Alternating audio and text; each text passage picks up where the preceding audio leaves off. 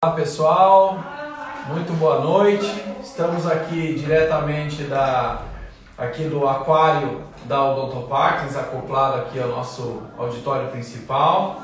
Aqui ao meu lado direito, Dr. Diego Gil, doutora Érica Machado e o Dr. Paca, que está um pouquinho atrasado, estava aí com uma intercorrência aí de cirurgia e está chegando já, assim como mais ou menos como lá no Pingo nos Is, na Jovem Pan, que de vez em quando entra ao vivo com alguém atrasado, né? Isso é para dar o charme da coisa, né?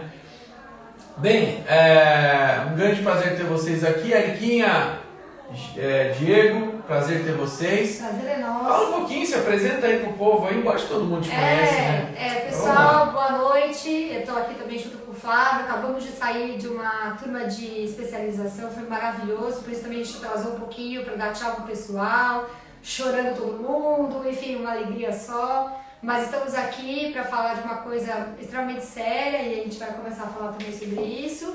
E aí, vamos esperar agora o Diego falar também um pouquinho, né, Diego? Primeiramente, eu queria agradecer em nome da escola a oportunidade de estar aqui com eles, dois feras, o terceiro chegando aí. Me sinto muito honrado de estar com eles aqui para poder falar desse assunto tão importante, né, e estar repercutindo cada vez mais, porque eu acho que é necessário, né? A gente precisa ter consciência de que essas possibilidades podem realmente vir a acontecer e a gente tem que estar preparado para isso, né? É isso aí. Bom, e a gente até aproveita aqui para iniciar esse bate-papo, né, falando sobre aquele caso lá que foi veiculado aí na televisão, né, numa grande emissora, vamos citar nome, né, e que deu uma repercussão bombástica aí, como já tinha dado outras vezes, né? Então, pegou-se o caso de um cirurgião dentista com um suposto erro de procedimento. A gente sempre tem que falar suposto, porque a gente não conhece o caso, não conhece os detalhes do caso, mas um suposto erro de um colega, né? E foi feito novamente, né, uma enorme divulgação em rede nacional sobre isso. O que eu particularmente considero triste, não sei se vocês concordam comigo, não é nem o fato disso ter tomado a mídia, porque problemas assim podem acontecer. Podem virar mídia mesmo, podem virar notícia. Sim. Mas o que eu achei muito triste foi que talvez os melhores profissionais para terem comentado esse caso eram os profissionais da própria classe. Pois é. Quer dizer, deveriam ter chamado os dentistas, o Conselho de Odontologia, os conselhos regionais, ou as câmaras técnicas, né, as sociedades representativas, né, para comentar sobre o fato. Exato. Né? E obviamente a gente mesmo falando de forma especulativa, né, porque a gente não conhece os detalhes, mas dentro do universo especulativo, eu não imaginaria um cirurgião dentista, que parece que uma das questões foi que em tese teria vendido ácido hialurônico e entregue polimetilametacrilato, né? Eu acho que essa foi uma das questões centrais, né? Eu não consigo imaginar algum colega que defenderia tal posição. Acho que se você vendeu ácido hialurônico, você tem que entregar ácido hialurônico. Né? A gente até vale lembrar de um caso que eu sempre cito, e isso é muito bom para as pessoas ficarem atentas, com esse negócio da moda, né, da gente fala no popular, né, Erika, você que toca inclusive esse curso aqui, de lipoenzimática de papada, que eu até insisti bastante para a gente botar a lipólise química, né, porque nós tivemos uma situação, não com a gente, mas soube de uma situação de uma paciente que teve uma intercorrência com o procedimento, aí uma reação alérgica forte, foi para o hospital, não sei se você sabe disso, Diego, foi para o hospital, chegando lá o médico queria saber, eu fiz uma enzima, e o médico queria saber, mas que enzima você fez? Ela, eu não sei, foi uma enzima, e ela foi explicando para o médico, ela falou assim, não, é aquela de colocar aqui para tirar a gordura, né, o ácido oxicólico e tal. E aí, quando ela falou isso, o médico, certeza absoluta que sem nenhuma má intenção, falou assim, não, então estou tranquilo, porque na verdade não é uma enzima, é um ácido. Que ele quis dizer, a enzima é uma proteína, ela tem um potencial anafilático maior, né? Então, falou assim, não, é só um ácido, então tranquilo. Bom, essa paciente falou assim, como assim um ácido? A pessoa vendeu enzima. E aí processou depois a pessoa por ter vendido enzima, e a pessoa com certeza não fez isso de má intenção. Ela fez isso porque é uma forma mais popular de falar. pra entender. Mas de fato Exato. não é uma enzima, é um ácido. Exato. Então a gente precisa, até para se proteger de coisas bobas, ficar muito atentos à questão técnica, para a gente não ser acusado, às vezes, de uma coisa que a gente não merece ser acusado. E bom, chegou aqui o professor Francisco Paca, Desculpa, né? viu? Grande professor Paca, um grande cirurgião de face aqui em São Paulo, um dos grandes nomes aí da parte de socorro médico, ligado aí à American Heart Association, quer dizer, um sujeito de altíssimo nível, e que eu conheci a primeira vez no Prêmio Cubo na USP, né, que vocês me chamaram para dar uma aula. Para contar a história. Vendendo esse aí, você tava fazendo uma live para contar essa história. É bizarra a história, né? E foi um sucesso, não foi? Foi um sucesso. Você já dominava o assunto de toxina botulínica, né? Pelo teu contato lá no sul. Isso foi em 96, né, pai? Por aí. Foi em Foi na 96. faculdade? Você conheceu ele? Foi em 96. Não, Paca não chegou a dar aula pra mim, não. Mas na faculdade ele fermentou, né? Não, mas isso depois, na sua época. Na Na minha minha não. época. Na minha não. Tá. Na minha É não. que ele é muito mais velho que eu, é que ele carbonizado.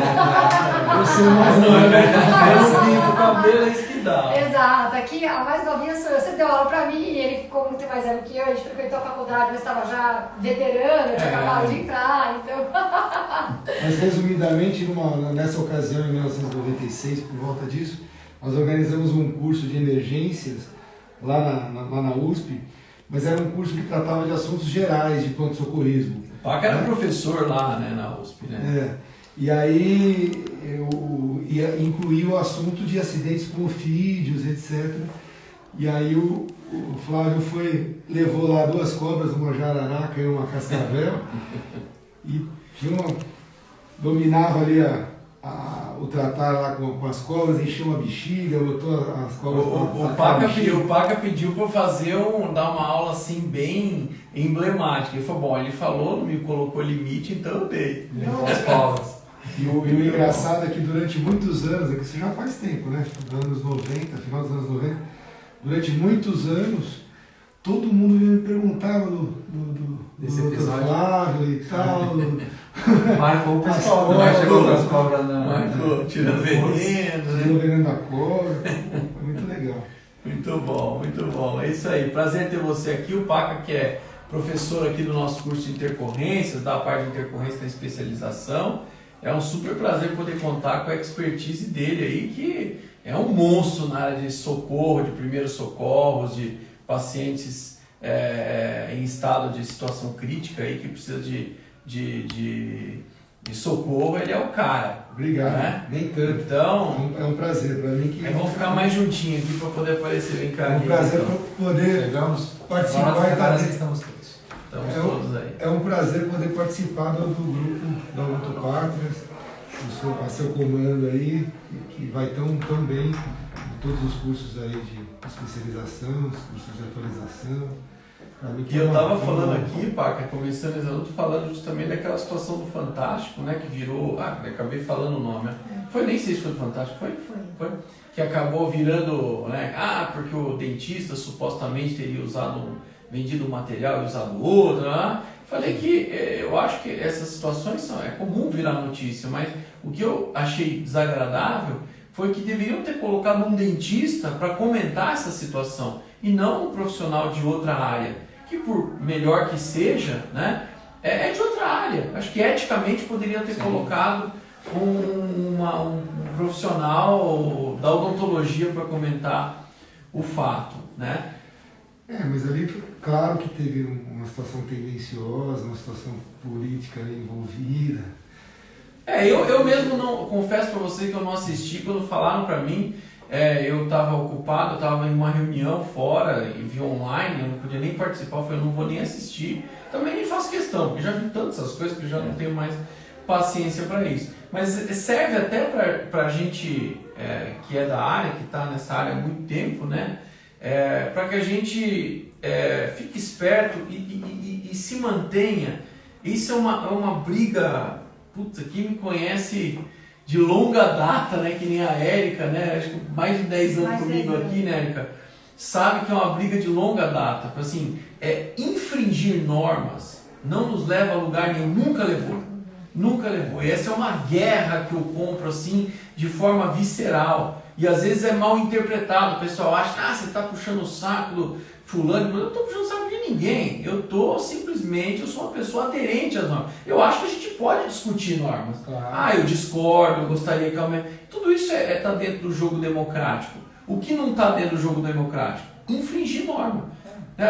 Nenhum país... Você dá margem, né? Você dá margem para qualquer... Exato, porque é outra narrativa. Que foge até da questão técnica. Exato. Você Né? perde credibilidade, perde tudo. Quer dizer, não existe um país com uma democracia madura cuja população infringe as normas. Não, e o pior é que está ficando isso quase como uma rotina, a pessoa infringir e fazendo bem, achando que está tudo bem. Exato. Então esse é o grande problema, porque agora o grande maior, eu acho que o vilão da história é as pessoas infringirem a lei e achar que nós estamos errados de não infringi-las junto com eles. E eles fazendo a coisa, mesmo que eles façam certo, que tá tudo ok, que eles têm a capacidade, mas não está correto. É contra a nossa legislação, então não tem que fazer. Porque as pessoas confundem competência com atribuição. Exato. Não tem como. Você pega um cirurgião de face experiente como o Paca, você fala para ele, você consegue fechar uma orelha? O pessoal rindo.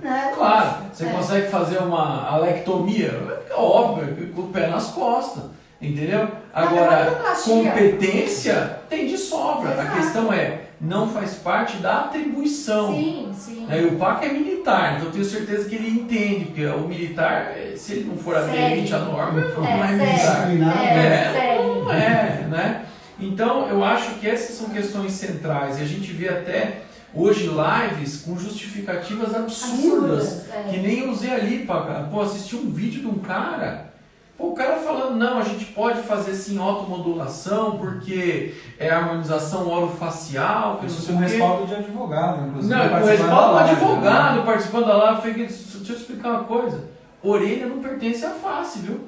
Orelha não é anexo da face, quer dizer, e a pessoa dá aula de anatomia e acha que orelha é anexo da face, quer dizer, nem estudar nome anatômico internacional a pessoa teve capacidade. Só que fala uma coisa dessa, quem está ouvindo do outro lado, compra a ideia. O cara tem razão.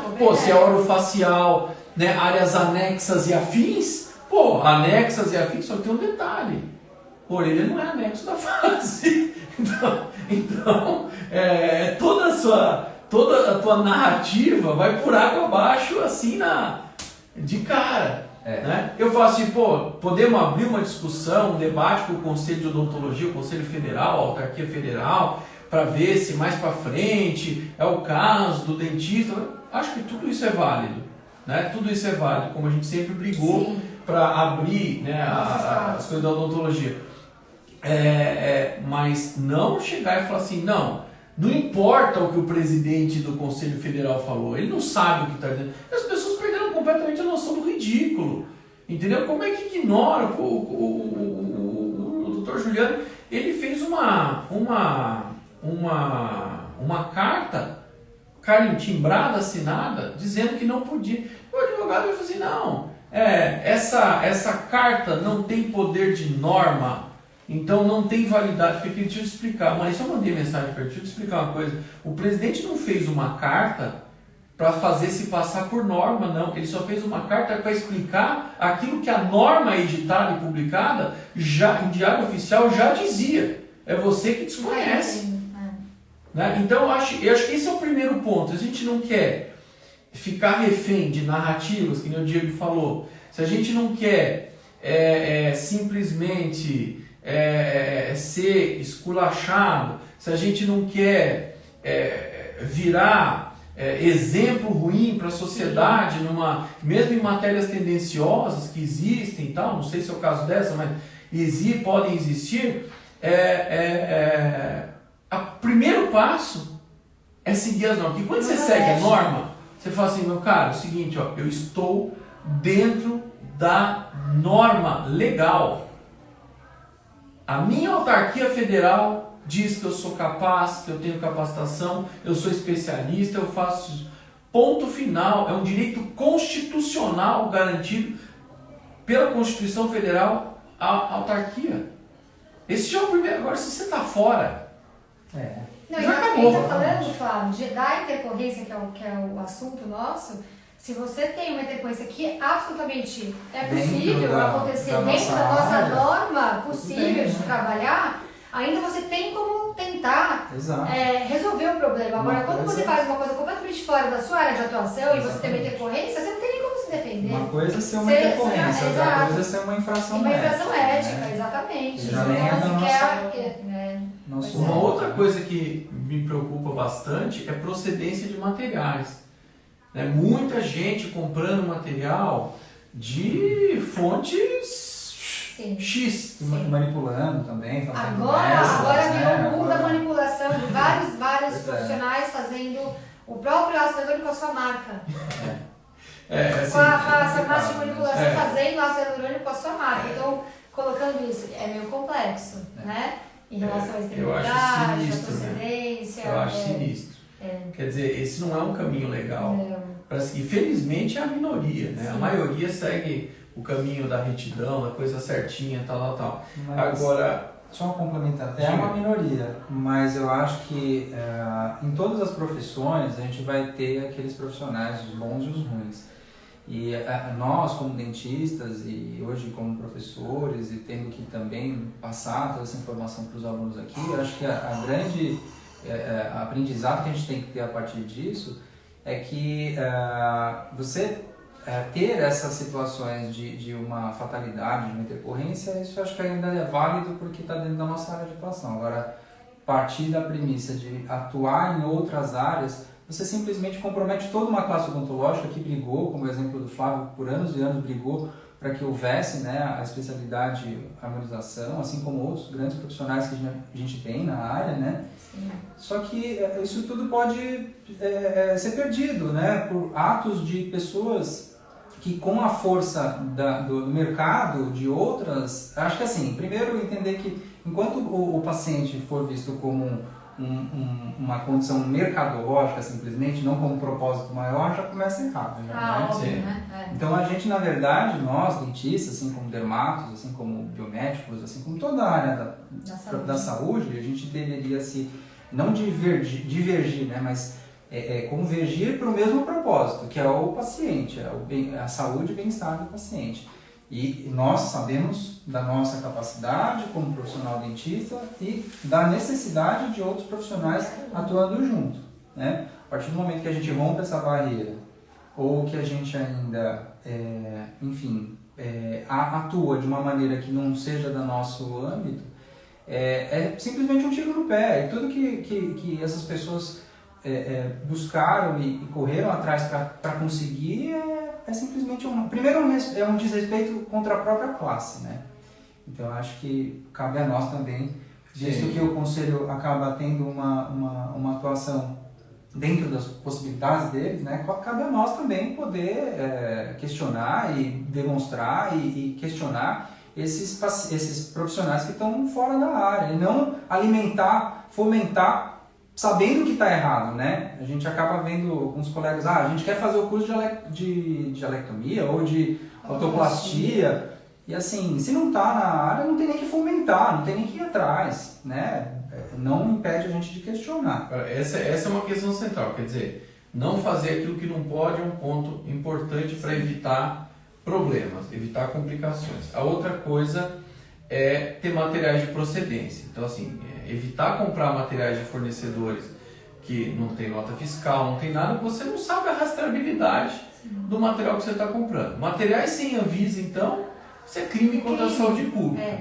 Fabricar o seu próprio bike, o pessoal acha que, eu em vez de comprar Coca-Cola, agora eu vou fabricar a minha Coca-Cola. Então eu faço a minha Coca-Cola, eu posso fazer minha Coca-Cola e tomar eu, mas eu não posso fazer minha Coca-Cola e vender para os outros. Isso é crime contra a saúde pública, isso eu não posso fazer. Eu posso fazer, isso vale para tudo, eu posso fazer o meu embutido e comer, mas eu não posso fazer o meu embutido e vender. Porque para vender tem que ter Anvisa, tem que ter controle sanitário, tem que ter tudo isso aí. Imagina algo injetável. Imagina algo injetável. Né? Então, isso é uma coisa inadmissível. Quer dizer, precisamos trabalhar sempre com materiais de procedência. E ter os recursos que nos ajudam a ter menos intercorrências. Então, eu acho que, pelo menos eu penso assim, tudo aquilo que pode ser feito, injetáveis que pode ser feito com cânula, deve ser feito com cânula. Perfeito. Tudo aquilo que pode ser feito com cânulas grossas, deve ser feito com cânulas grossas. Tudo aquilo que por exemplo, canso de falar, preenchimento de têmpora, que é uma região de altíssimo risco. Preenchimento de têmpora, você preenche um ponto, na hora que você terminou de injetar, a tua cânula está embolizada.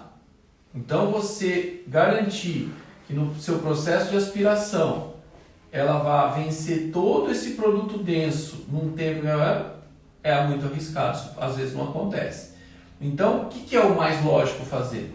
Eu faço o procedimento, vou entrar em outro ponto, eu desconecto a minha cânula, conecto ela numa seringa lower lock com soro fisiológico estéril, água para injetáveis, lavo o interior da cânula, recoloco de novo e confio melhor na aspiração, porque aí eu tenho água ali dentro. Então são cuidados que eu acho que a gente tem, que merecem, principalmente em áreas cujo desfecho, né, é trágico. Sim. O desfecho de uma embolização em têmpora é trágico, porque têmpora não dá problema por compressão, uma área profunda, não é que nem região glomerular. Agora, embolia, o pessoal acha que às vezes está mexendo com cânula, que cânula não emboliza vaso. O pessoal não tem noção da facilidade com que uma cânula perfura um vaso. Sim. E os nossos procedimentos, de maneira geral, eles dão certo quando a gente se preocupa com os detalhes, né? Que detalhe, muitas vezes, não são tão detalhes, a gente, né? Esse é um exemplo que você deu. Na parte cirúrgica, né? Antes de você fazer um procedimento, uma abordagem, uma antisepsia de uma forma correta, né? Antes de fazer a incisão, antes de se dar início, também é importante não negligenciar, né? Porque você vai aumentar muito a possibilidade de uma infecção. Fazer uma bichectomia, por exemplo, né? A gente recomenda nas nossas aulas que, além de você verificar a presença, né, de focos de infecção, de cáries importantes, a gente comenta sempre isso, né? A vontade pela estética é tão grande que muitas vezes o paciente está ali com o dentinho todo comprometido, mas está preocupado em fazer a bichectomia e não tratar o dentinho. E aí você vai fazer uma abordagem, né, nessa região de proximidade, a possibilidade de infeccionar e te dar uma complicação é grande. Então, ter essa preocupação, né, de orientar o paciente, né, para você, antes de fazer um procedimento, ou no caso aí do preenchimento, né, de tempo, você certificar com dupla atenção, tripla atenção antes de fazer ali o procedimento, com esses detalhamentos, né, dos protocolos, para não ter e entrar em alguma intercorrência. Eu não sei se vocês percebem isso, mas muita gente que procura curso de harmonização facial, cada vez que você tem que fazer uma analogia com odontologia clássica, o pessoal quer te matar. O pessoal quer te matar, mas não vim aqui para falar de gengiva. Não vim aqui para falar de dente. Mas não é harmonização orofacial, não vim aqui para falar de oclusão. Você vai falar de preenchimento de lábios, se você não falar de suporte dentário, exposição dentária em repouso, exposição dentária em solena, você vai fazer preenchimento de lábio como alguns médicos fazem sem considerar exposição. E não é nem por mal, é porque o dente não existe para ele. Né? Mas o dente é essencial para você determinar até a técnica, né, Érica? Sim, que a gente vai fazer, ideal que a gente vai fazer em lábio. Então, eu penso que fazer uma bichectomia num paciente com gengivite é uma insanidade. O paciente está com uma gengivite, com uma periodontite, o paciente tem que tratar isso antes. Não tem cabimento. Acho que nenhum cirurgião decente no mundo acharia aceitável fazer bichectomia num paciente com periodontite, com problema periodontal. Não existe essa possibilidade na minha concepção. Então eu acho que isso até vai até um pouco atrás. Eu acho que, e isso eu pratico no meu consultório, quer dizer, o paciente chega para fazer um procedimento ele não faz procedimento nenhum sem panorâmica. Não faz. Porque se eu sei que condições subclínicas podem, por exemplo, aumentar o risco de um ETIP num preenchedor, uma panorâmica é essencial. Esse é o ponto de partida, aquele visão global para ver como é que está seio da face, como é que está a gengiva, como é que está dente. Você dá uma olhada nisso. Se você fala assim, ó, vou ter que pedir algum outro exame mais específico ou não, que é suficiente, podemos seguir. Então esse é o ponto de partida inicial. O outro passo seguinte é a anamnese. A anamnese é uma coisa essencial. Imagina, você vai fazer peeling num paciente e você não questiona o paciente sobre histórico de câncer de pele e de doença autoimune de pele. O paciente não tem obrigação de saber, certo? Mas você tem obrigação de informar, você tem obrigação de saber que um paciente com histórico de câncer de pele tem que tomar um certo cuidado para fazer peelings agressivos, porque o peeling vai fazer o quê? Vai tirar aquela camada externa, vai obrigar o seu organismo a repor mais rápido do que seria, então vai pegar o turnover da célula, vai encurtar, né? E isso, qualquer meio de produção acelerada aumenta a produção de produtos errados. Se for uma fábrica de tijolos, vai aumentar o número de tijolos inadequados que o produtor de qualidade tem que tirar. Se for pele, vai aumentar o número de células mal formadas que o controle de qualidade, que é o sistema imune, vai ter que dar conta, mas nem sempre dá. Principalmente se tiver uma predisposição a câncer de pele. Hoje mesmo, aqui na clínica, teve uma paciente que veio para fazer um procedimento e a gente ofereceu um peeling, ok, e ela falou, eu não posso fazer peeling nenhum porque eu desenvolvi uma doença autoimune por um peeling muito pesado, muito forte que fizeram em mim, para você ver a seriedade.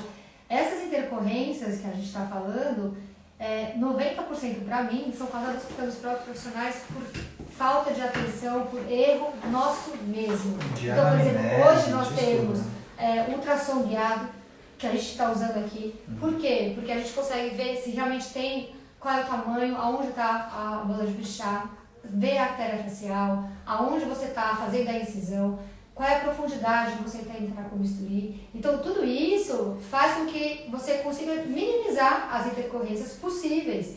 Então, quando você tem uma intercorrência importante, eu acho que a gente tem muito, como se fosse culpa realmente no cartório. Então, a gente tem que tentar tirar essa culpa nossa através de tudo que a gente está fazendo. A anamnese, ultrassom guiado que a gente está usando. A gente viu uma paciente agora que quis fazer um preenchimento na região de glabela e a gente viu a artéria através do ultrassom muito superficial. Ali o risco é iminente, não tem como fazer. E ela, não, porque falaram para mim que tem que fazer preenchimento aqui, então vai fazer em outro lugar. Mas aí que está o ponto. Muitas vezes o paciente ele já chega com o teu diagnóstico ou plano de tratamento para você executar. Exato. E se a gente não se impor como profissional, que a gente que vai definir o plano de tratamento, né? Ah, mas a pessoa vai na esquina, então vai na esquina, vai no consultório do colega. Mas acho que esse ponto de anamnese, exame clínico, termo de consentimento, acho que a gente está falando de documentação, riscos vão existir. Menores, maiores, os riscos sempre estão presentes, né? Mas eles podem ser administrados. Exatamente. Agora, além de ser administrado, o fato de documentar, porque é aquela coisa também, né? Avisar antes já é um consentimento, né, entre as partes, né? Você está falando, está sendo transparente com os riscos que podem acontecer. Agora, fala depois... Vir com um termo de consentimento depois, não desculpa. É aquele negócio que você explica antes e não se explica depois. Exato. Eu acho documentado. Eu acho que o que é completamente descabido é você, por exemplo, fazer um bioestimulador de colágeno num paciente com uma colagenose, com uma esclerodermia, por exemplo, que é uma doença autoimune de colágeno. Quer dizer, muitos pacientes com esclerodermia, você não diz que o paciente tem absolutamente nada. A doença está lá quieta. E a esclerodermia é uma doença traiçoeira. Ela pode ter desdobramentos leves ou ela pode ter desdobramentos catastróficos, depende da intensidade dela. Quer dizer, está tudo muito quieto. Você foi mexer e aí você desencadeou o gatilho. Você fala assim, se você tem culpa, eu acho que tem. Porque é a sua obrigação questionar o histórico de saúde e se atentar para esse tipo de coisa. É uma certa negligência, né, do profissional. O importante é a interação, né, o diálogo, e aí a gente inclui a anamnese como um tudo, até no próprio planejamento. Né? Às vezes o paciente tem lá uma queixa, né, sei lá, de olheira, uma queixa qualquer. Você tem que explicar para o paciente muitas vezes que o que ele tem, né, em mente, que é fazer o simples preenchimento, muitas vezes não vai resolver o problema dele. Ele vai ter que fazer um preenchimento de malar, para depois fazer, né? Não tem toda uma etapa que você faz um planejamento e fala, se eu fizer só isso aqui que ele está querendo, não vai resolver 100%. Então, faz parte de toda essa explicação que você adquire a confiança do paciente. Né? Não que você está querendo vender mais tratamento, mas você embasa os teus argumentos, e a pessoa vai entender, né? Você encontrando as palavras e explicando, que você vai conseguir fazer um trabalho mais extenso, né? Mais rentável também, sim, mais bonito, que ela vai ficar mais feliz. E dentro dessa interação, do conversar, também aí tentando capturar aí informações sobre história médica, tudo isso vai fazendo aí adquirir a confiança do paciente. É porque você vai numa pessoa que faz a harmonização, por isso simplesmente vai lá e já aplica a toxina, né? Não faz toda essa interação, esse planejamento. Com certeza o profissional que tem essa preocupação, que explica as possibilidades, vai adquirir mais confiança. Né? Vai ser sobre essa. Hoje uma das alunas da especialização que estava falando, putz, você falou uma coisa na aula que me fez pensar no porquê que meu pai deve ter tido problema. Pô, tinha um suco nasolabial aprofundado, né? Pitose aqui das gorduras da bochecha e do malar, né? E aí, como consequência tem esse suco nasolabial, a pessoa, em vez de fazer todo o suporte estrutural antes, foi preencher direto o suco nasolabial. Consequência, o caso piorou. Né? Piorou, porque se a gordura já estava caindo, você imagina. Sim. Agora, isso tudo é fruto de erros conceituais. E alguns até perpetuados por alguns profissionais da medicina, né?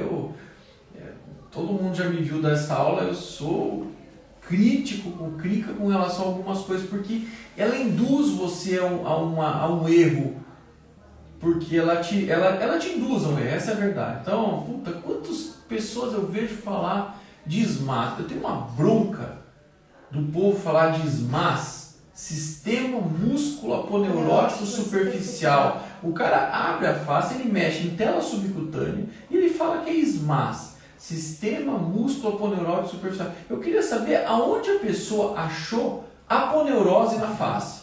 Quer dizer, ela reinaugurou a anatomia, porque não existe aponeurose na face. A única aponeurose que nós temos aqui é a que une o ventre frontal ao occipital. Nós não temos aponeurose na face. E a pessoa criou a aponeurose na face. Quer dizer, tudo isso vai criando situações pseudocientíficas, né? E que alguns professores, muitos speakers de empresa, inclusive, falam essas letras abertamente e muitas vezes nem sabem que estão falando bobagem. E às vezes não sabem que estão falando besteira.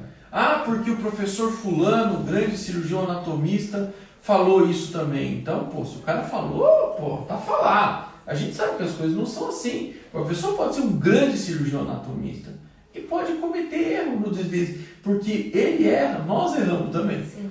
Entendeu? Só que a gente não pode parar de estudar. Entende? A gente não pode parar de estudar.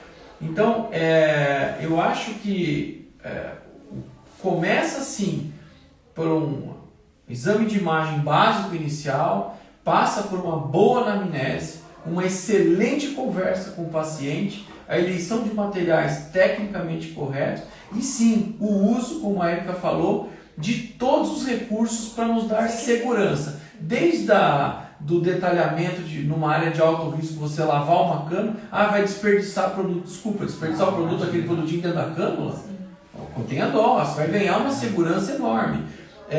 Até ultrassom Doppler, que é uma realidade na harmonização orofacial, e a gente ensina aqui na especialização, agora inclusive com procedimento guiado, tudo, o aluno precisa saber que isso existe, e também não adianta o cara assistir a aula e não aprender a identificar as estruturas, né? Porque isso tem uma curva de aprendizagem. Mas depois que você aprende, é libertador. Sim. Você pode até calcular, eu vou fazer uma hialuronidase, eu consigo calcular o volume de produto que está ali, traça os 2 eixos, ele já dá o volume, você fala, eu vou entrar aqui, guiado, colocar essa quantidade de hialuronidase. Essa semana mesmo eu coloquei no Instagram uma paciente que veio aqui de uma outra clínica, e ela teve um caso de TIP há 2 anos, mas que ela já tinha aplicado 3 vezes a hialuronidase, mas era muito profunda, ele não tinha feito ultrassom nela, a gente estava com ultrassom aqui, a gente percebeu que realmente o nódulo encapsulado do ácido hialurônico estava muito profundo. Aí a gente fez guiado, aí eu coloquei a agulhinha com o ultrassom em cima, eu consegui acertar direitinho o nódulo. Muito mais preciso. E a gente colocou 0,2 de material de hialuronidase. Resolveu. Ou seja, você não elimina o ácido hialurônico natural, desnecessário do paciente.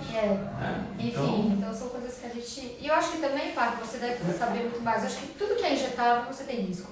Não interessa se é menos reticulado ou mais reticulado. Injetou, você tem risco, né? E conforme o profissional vai se familiarizando, as coisas ele vai relaxando automaticamente. Sim. E essa disciplina que a gente tem que ter para não perder o rumo, né?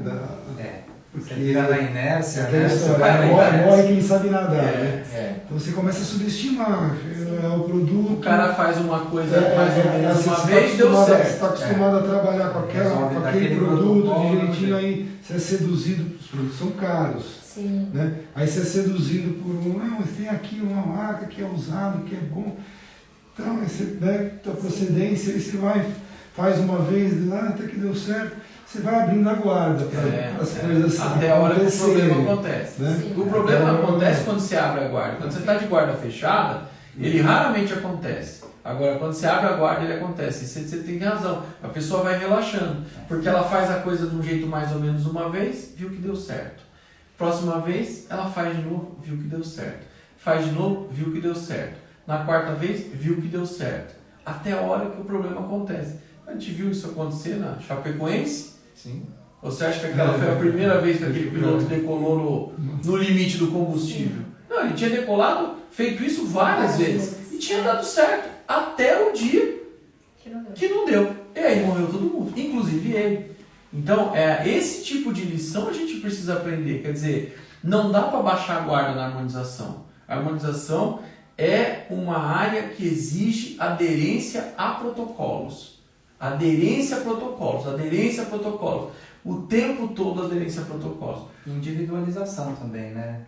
Isso sim, né? Aí para chegar... Quando a gente fala em protocolo, o pessoal quer saber volume, camada... Receita de bolo. Receita de bolo. E a individualização do protocolo, né? E não podemos fechar a cabeça para coisas novas que vão surgindo. Ozônio, por exemplo. Estamos com um caso de ozônio em 2, né? De aluno nosso, que a gente vai ajustar para mandar para publicação. Acho que a Erika não viu esses casos. Se você viu, você cai de costa. Você vai olhar, eu vou te mostrar. Você vai olhar, você vai falar, esse cara fez botox, peeling, preenchimento, as alunas radiesse e o caceta 4. O cara só fez ozônio. E PRF ozonizado.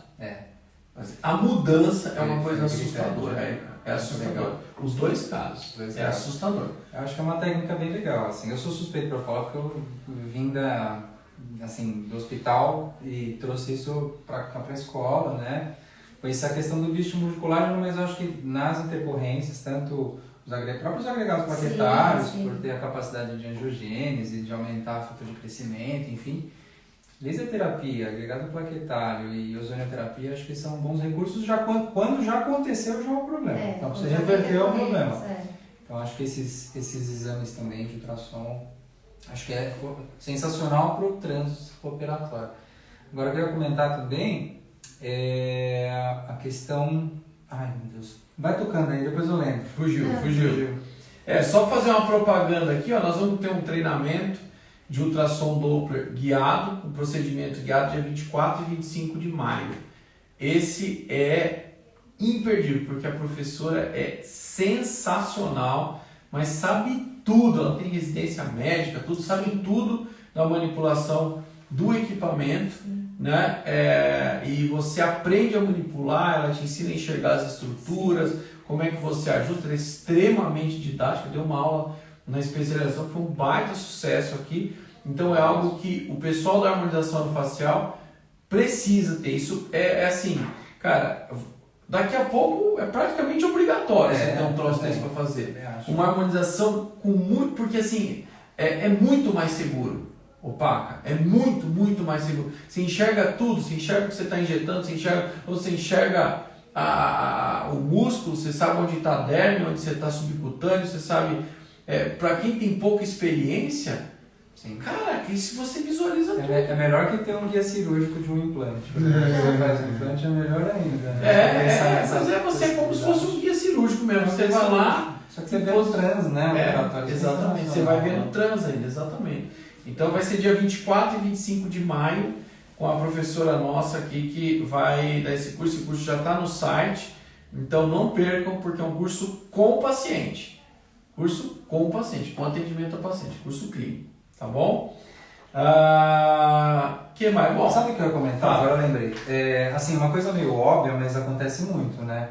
Quem lida com a harmonização, assim, acho que o princípio básico, né, a gente comenta muito aqui no curso, é deixar o contato, né? Porque a maioria dos casos acontece, acho que assim, os casos de realmente processo acontece quando você tem não só uma negligência do procedimento, mas quando você não dá o suporte, porque você não sabe lidar com aquilo, porque você, enfim, vai passar, prescreve algumas coisas que realmente não fazem sentido para aquele determinado momento. Então, se quer fazer às vezes fica com medo de pedir ajuda na hora, ou vai decidir pedir ajuda na hora, aí chega pra gente, foi no caso, o Paca atendeu uma bomba atômica um tempo atrás, que o paciente só não morreu porque você intercedeu, aquela paciente ia morrer, ela ia a óbito. O paciente da lipoaspiração lá que fizeram, de papado. Um caso trágico, né? Caso trágico. E não é um demérito você, quando diante de uma situação que você está, às vezes, na dúvida, né, recorra às pessoas mais experientes, né? Nós estamos aqui para isso, né? Pergunte, mande o paciente ir até o seu consultório, reavalie, né? Não fique com medo do paciente achar que você que fez alguma coisa de errado. Ou que da gente queimar. A gente jamais vai fazer isso. Claro, muito pelo contrário. É louvável quando você recebe o paciente, me ajuda, porque demonstra que o profissional ele teve o cuidado com o paciente. Ele não está pensando só nele, ele está preocupado com o paciente. Isso é importantíssimo. A gente só vai fortalecer a classe se a gente der as mãos uns para os outros agora. Exato, é isso aí. Né? É isso e fazer o que ele realmente precisa. Deixa eu ver se tem gente perguntando aqui. Peraí que eu preciso ler aqui de perto. Vamos ver aqui. Vamos ver aqui o que nós temos. Onde será o curso? Aqui na Odontopartners mesmo. Então tem lá no site www.odontopartners.com.br, tá bom? Que horário do curso? Das 8 às 18, 2 dias com o paciente. Tá? Das 8 às 18, 2 dias com o paciente. Né? Deixa eu ver se tem alguma dúvida aqui. Vocês estão perfeitos aí, tá vendo? Que legal. O Flávio sempre muito sensato. Dá pontos fortes, bacana. Fiz esse curso de intercorrência com os 2 mestres, só tenho a agradecer, porque foi muito maravilhoso. Aí, ó. Muito bom. Quem foi? Morgana Lafayette. Morgana Lafayette. Nossa, Morgana. Muito bom. É isso aí. Bom, eu acho que o nosso recado maior hoje aqui era dizer que quais seriam os passos para se proteger, quer dizer, passa por ser aderente às normas e à legislação vigente, pedir documentação, pedir imagem para o paciente antes, informar o paciente tudo por escrito, usar materiais de procedência, ter aderência aos protocolos na execução dos procedimentos, não subestimar a anatomia, né? Não subestimar o risco daquilo que você está fazendo, né? Para fazer com segurança. Né? E acontecendo um problema, não é demérito. Todo mundo já teve problema, todo mundo já teve intercorrência, todo mundo já causou intercorrência. Isso faz parte da curva de aprendizado. né? Mas sim recorrer a alguém, né? A gente fala delegar o paciente para alguém mais experiente, você vai acompanhar, mas delegar não é delargar. Não é simplesmente falar assim, ó, tô o paciente aí, eu vou para a praia. Não, o paciente é teu, fica junto, acompanha, mostra que você se importa com o paciente. E o quanto antes, né?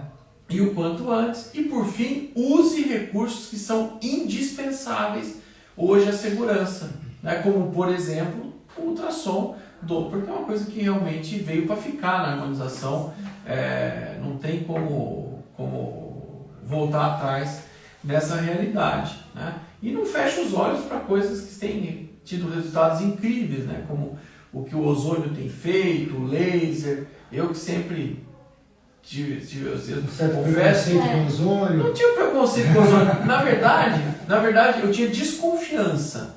Porque eu, como sou uma pessoa um pouco cartesiana, meio acadêmico demais, é bom e de um lado, ótimo, e às vezes ruim do outro. Mas eu vejo as coisas sempre com um pouco de desconfiança. E aí tive o meu primeiro contato com ozônio de forma desastrosa. Entendeu? Que a pessoa que eu tive contato com ozônio falou tanta asneira, porque eu não precisava entender de ozônio para saber que era asneira. Eu só precisava entender de biologia. E se modéstia à parte, eu entendo um pouco. E as coisas que a pessoa falava era tão absurdo, eu falei, cara, não é possível. Aí quando eu falei, não, sai fora. Quando chegou o Diego, eu falei, puta, será? Caraca, não sei o quê. Não, menino bem formado, tem especialização lá na Unifesp. Bom, na Unifesp ninguém vai sair ruim, né? A gente, vamos puxar a sardinha para a faculdade, mas não tem como sair ruim, né? Pode até entrar ruim, mas sair não sai. Porque dali para dali, o pescoço corta, não tem como, né? Aí já me adquiri uma certa simpatia. Falei, bom, vamos ver o que esse menino... Aí ele veio, conversou comigo, tal, eu escutei. Falei, bom, aí cheguei pro meu chefe lá no laboratório da Escola de Medicina. Falei, professor, ó, o rapaz está vindo dar aula, esse negócio de ozônio, o que você acha? Ozônio é maravilhoso. Eu uso ozônio aqui, pô, eu vou puta cientista, né? Aí já falei, bom, você está falando que é maravilhoso. Eu falei, mas o senhor tem artigo? Ele falou, não, filho, tem uns artigos com publicações muito boas, não sei o quê. Não é o milagre do Padre Amaro que serve para qualquer coisa. Trata de unha encravada à morte cerebral, né? Óbvio que não. Mas tem as suas indicações precisas. Algumas coisas com níveis de evidência ultra bons, outras um pouco menores, mas faz parte. E não é porque algo não tem um nível de evidência alto ainda que ele não funcione. Pode ser que os recursos disponíveis para provar que não estejam disponíveis ainda. Com certeza. Né? Então a gente precisa manter. Que é o que falta acontece muitas vezes. A falta de evidência não é evidência de falta. Exatamente, é evidência de falta, não é ausência de evidência. Exatamente. Então a gente precisa ter essa mente aberta. Acho que a hora que o profissional, né, o pesquisador principalmente, ele perde a humildade de achar que falta de evidência não é evidência de ausência, e que ele perde a curiosidade, ele acabou. São duas características que quem trabalha com pesquisa não pode deixar de ter, não pode perder a humildade. O questionamento, né? E a humildade, que faz parte, está ligada à curiosidade, né? Ele precisa ter isso, senão, cara, acabou, cara. Então, isso foi me convencendo. Aí ele veio com orientou alguns alunos aqui. Aí quando eu olhei os casos, a gente precisa falar da Camila também, que a Camila foi sensacional. Não, quando eu falo você, eu estou falando naturalmente de você e da Camila. Agora, a Camila sempre junto foi aqui. sensacional para essa parte da harmonização, principalmente. E os resultados foram... Camila Bortolotti, maravilhoso. Ela é um profissional. Eu sempre falo assim, se a gente convencer o Flávio a usar a ozonoterapia, a gente está no caminho, sabe? A gente está no caminho. Mas me convencer e hoje... O Paca tem um caso agora incrível também, que eu coloquei na aula agora, já vamos documentar o vídeo. Nossa, sensacional. Também caso de necrose, lógico, são situações diferentes por uso de um antirreabsortivo aí, para não precisar. O Paca é um cara meio cartesiano também, porque é militar, professor doutor, o doutorado ligado à Universidade de São Paulo, então o cara também é meio cartesiano. Você também te convenceu, né, Paca? Não, mas desde que eu conheci o Diego aqui, eu sempre falei bem do ozônio. O pessoal fala que eu evangelizo a galera. E a Camila a gente evangeliza. Mas foi uma evangelização técnica. Não Sim, foi uma sim, engenharia, não não foi foi uma uma coisa- baseada, foi uma engenharia Não, técnica. a gente Realmente procurou trazer... mostrando a conduta, a seriedade, a coisa, É. as coisas fluíram desse Eu acho que jeito. é uma curva de aprendizado que tem muito a agregar. Estamos no início, acho que está cada vez Com mais... certeza, com certeza. Bom, vocês querem fazer mais alguma consideração, Érica? Reforçar a nossa disponibilidade, né, Sim. para eventuais intercorrências. O que que você colocou na chamada, e que talvez não tenha sido comentado também, a partir de registro, né, de antes e depois, né, Os registrados, coisas Né, claras, isso super é importante. importante. A documentação de tudo. né, porque às vezes você faz um procedimento e o paciente acha que ficou assimétrico ou algo, e às vezes ele já tinha aquela assimetria. Sim. Então é importante você documentar, né, chamar a atenção do paciente, tentar entender realmente a necessidade do paciente, o que ele está querendo dizer, né? Trazendo isso para a odontologia. A odontologia clássica, o paciente fala, eu quero consertar esse dentinho aqui. Você olha, você vê nitidamente que o problema é Vai naquele... colocar faceta, É né? no lateral ali que implante. tem uma restauração antiga. Não, o cara tá falando do outro dente que está um pouquinho torto. Não é? Você tem que pegar o espelho, mas é isso aqui? Não, doutor.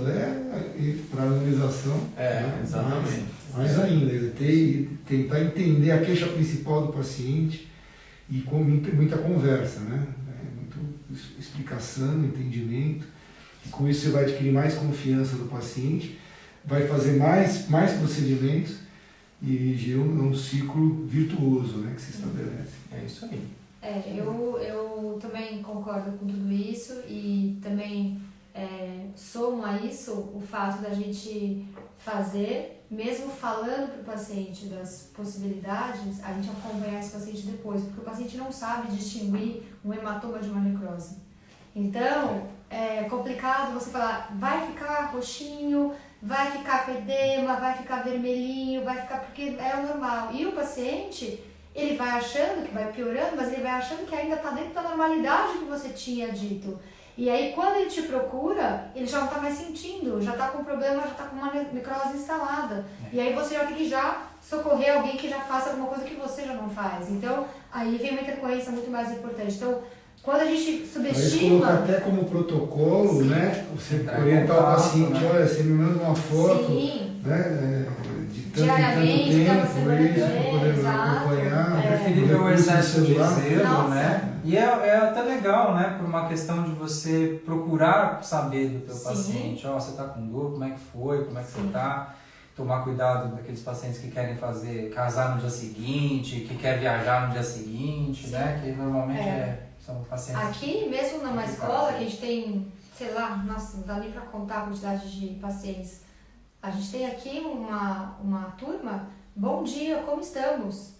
Como é que você está? Para acompanhar esses pacientes, porque a gente tem que ter esse controle, porque são pacientes, não interessa, a gente está tratando com o paciente, independente de ser paciente de curso ou paciente particular seu, Com certeza. todos eles são, né? A gente tem que agregar e trazer eles pra gente, como o Flávio falou, sempre trazer pra você. E aí, a gente teve nosso grupo de intercorrência, né, Flávio? Que a gente falou assim, olha aqui, o paciente tal tá reclamando, ela acordou assim, o que vocês acham? Manda vir pra cá. Então a gente já manda pra cá e já resolve, não espera. Então isso eu acho que é extremamente importante, a gente pegar o paciente pra gente e esse bom dia, como estamos, eu acho sensacional, porque o paciente sente que ele está acolhido. Que é muito importante, Exato. né?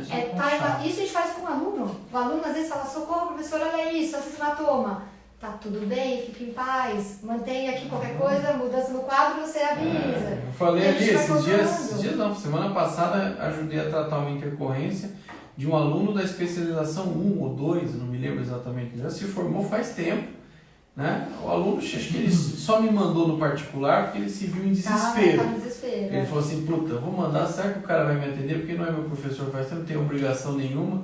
Imagina, atendi ele prontamente, ajudei, ainda cobrei resposta dele. Eu, de semana seguinte, falei, e aí, como é que tá o paciente? Ô, professor, muito obrigado pela preocupação, o paciente vai vir amanhã. Então me manda a foto da paciente, vamos ver a evolução, até o caso for ser resolvido totalmente. Então acho que essa preocupação que a gente tem também com relação aos alunos e aos pacientes é bastante importante, né? Esse acolhimento, né?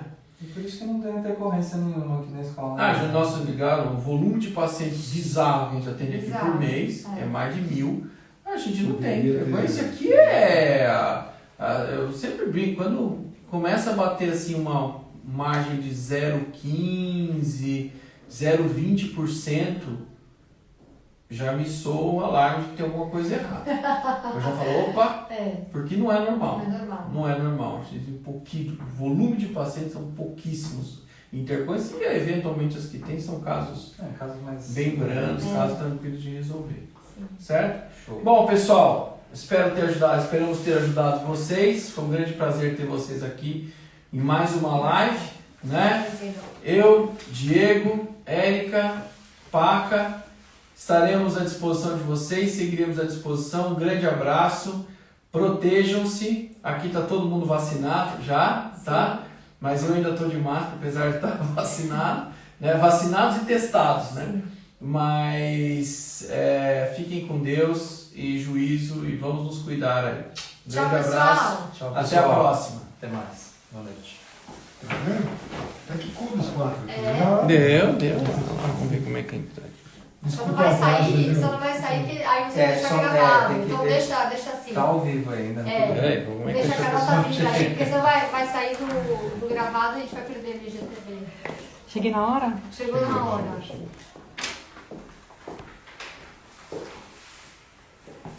E aí, Paca? Pode encerrar? É aquele finalzinho do Jornal Nacional. Pode encerrar? Pode? Eu saindo daqui, eu vou atender. É mesmo?